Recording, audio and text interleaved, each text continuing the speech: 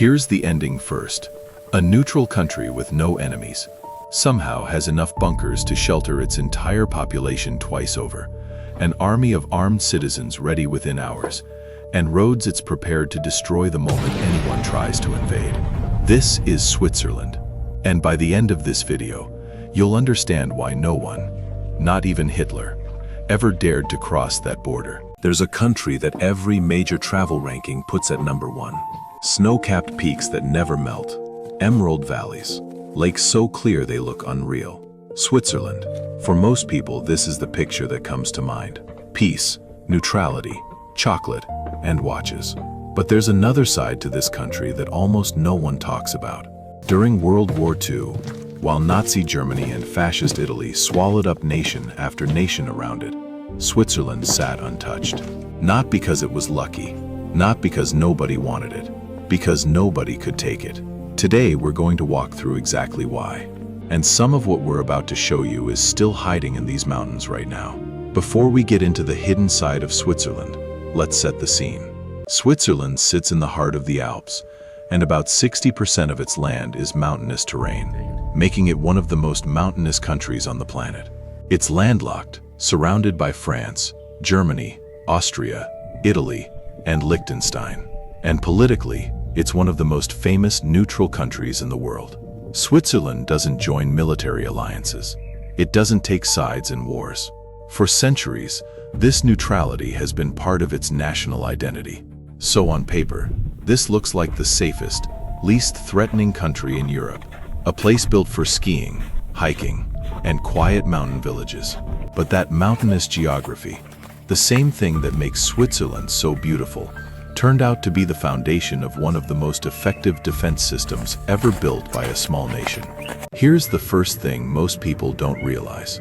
To get into Switzerland by land, you don't really have a choice. With mountains covering most of the country, almost every route depends on tunnels, roads, and bridges cutting through the Alps. From Switzerland's perspective, that's actually a huge advantage.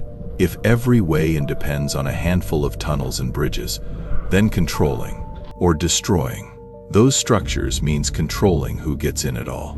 And that's exactly what Switzerland did. For decades, virtually every major tunnel, bridge, and mountain road leading into the country was rigged with explosives. If an invading army approached, Switzerland could simply collapse its own infrastructure, sealing the mountain passes instantly. Think about what that means for an invading force. Your tanks, your trucks, your supply lines. All of it depends on roads and bridges that could disappear in an instant. And once those are gone, your only way through is on foot, over some of the highest, coldest terrain in Europe. An army trying that would face frostbite, exhaustion, and exposure long before reaching any objective. It's a strategy that doesn't require a single shot to be fired. Just the geography itself, weaponized. So land is sealed off. What about the sky? If you can't drive in, why not fly over the mountains entirely? That's the obvious next move for any attacking air force. But here's where things get strange. Scattered across the Swiss Alps are small structures that, from a distance, look almost like little parking garages or maintenance sheds built into the rock. Easy to miss, easy to dismiss as nothing important. Except they're not nothing.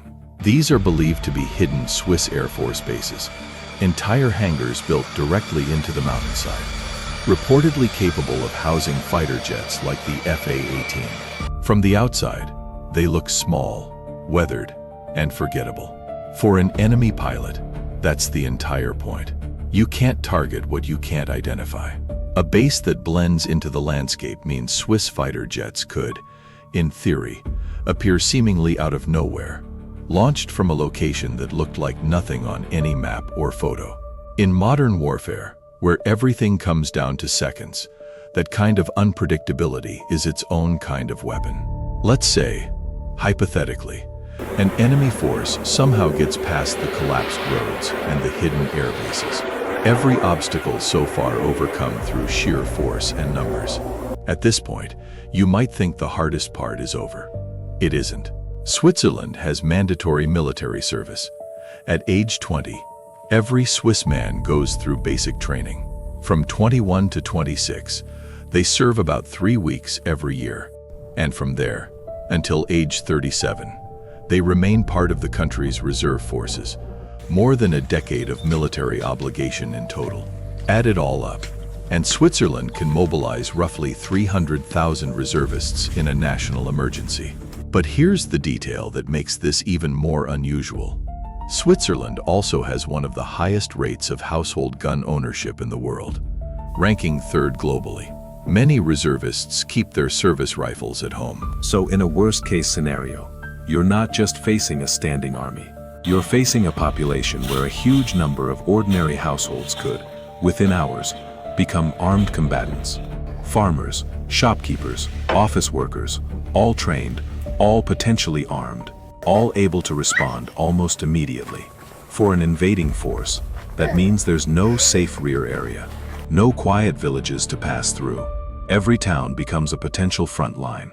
Now suppose, somehow, an army pushes through all of that too. This is where Switzerland's defenses get almost surreal. Scattered across the Alps are an estimated 20,000 locations where ordinary-looking mountain houses conceal artillery. From the outside, these buildings look like any other Swiss chalet.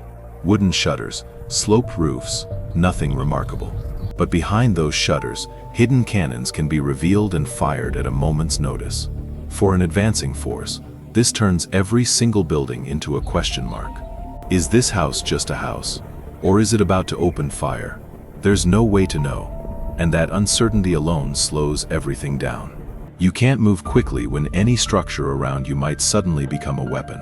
And if you try to push through with tanks instead of troops, there's another obstacle waiting. Long rows of massive concrete blocks, specifically designed as anti-tank barriers, lining many of the roads leading into the mountains. These aren't unique to Switzerland. You'll find similar structures in heavily fortified border regions around the world. But in Switzerland, they're built into nearly every route through the Alps. By this point, an invading force has lost its roads, lost the element of surprise from the air, is facing an armed population, and can't trust a single building or move a tank safely. And we haven't even gotten to the part where civilians disappear underground. Let's say, against all odds, an enemy coalition manages to launch a massive bombing campaign across Switzerland, overwhelming everything we've talked about so far. Even then, Swiss civilians would likely be safe. The reason is bunkers. For decades, Swiss law required every household to have access to an underground bunker. As a result, Switzerland today has an estimated 300,000 private bunkers, plus more than 5,000 larger public bunkers. These aren't just holes in the ground. The largest public bunkers have steel doors nearly a meter thick. Inside, many are equipped with basic medical facilities, kitchens, and even showers, essentially small underground towns. And here's the number that puts it all in perspective. Switzerland's bunker capacity is estimated at around 110% of its population. In other words, there's enough underground shelter space to house every single person in the country, and then some. For comparison, Finland, a country also known for extensive civil defense, sits at around 70%. So even in the worst-case scenario, bombs falling everywhere, most of the population could simply disappear underground and wait it out. So why would a neutral country, one of the safest, most peaceful nations on Earth, build all of this? Experts often point to something called the hedgehog mentality, a way of describing a deeply ingrained part of Swiss national character. Like a hedgehog that bristles the moment it senses danger, the idea is that Switzerland built an entire defense philosophy around never being caught unprepared, regardless of how unlikely a threat might seem. It's worth noting that some of this has changed in recent years. In 2014, the Swiss Army announced it had removed explosives from its transportation infrastructure as the threat of large-scale invasion decreased. Bunker regulations have also relaxed. Today, many unused bunkers serve as wine cellars or storage space, and some have simply been left to nature, with weeds growing at their doors. But the core infrastructure, the tunnels built for collapse, the hidden bases, the bunkers themselves, hasn't disappeared. It's just quieter now. So the next time you see a photo of Switzerland, those perfect mountains, those quiet villages, remember what might be built into the landscape itself. Maybe that's exactly why, for centuries, no one ever found out what would happen if they tried.